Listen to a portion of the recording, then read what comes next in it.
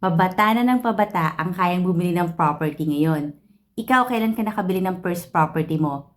Kapareho mo ba siya? So at 26, I got my first property, and then another one at 30, and then now at 33 with a growing family. I'm thinking maybe I'm ready for another one.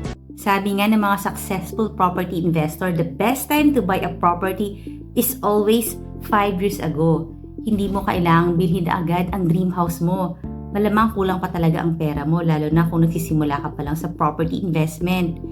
Kung hihintayin mong makaipon ka bago ka bumili ng property, anong petsa pa yun? Baka matanda ka na nun at hindi mo na may enjoy ang happiness and value appreciation ng pagkakaroon ng sariling property at a young age. Bilhin mo lang muna yung practical, yung pwede mo na agad tirhan. Tapos, hintayin mo mag-appreciate ng value.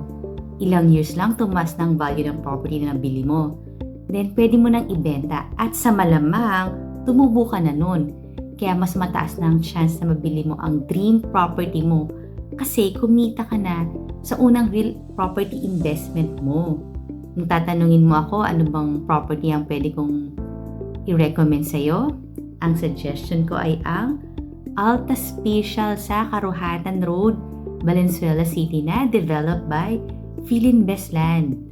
Bakit kamo? Kasi ito upward mo. Lalo na kung nagsisimula ka pala mag-invest sa mga properties, this is a good start. At kung may family ka na, pwede nyo na agad lipatan dahil ready for occupancy na siya.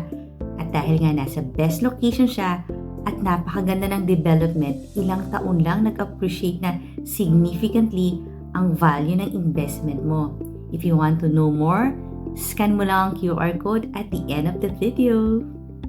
My name is Eva and I am your real estate broker friend na magpapakita sa inyo ng mga best buy properties kagaya nito.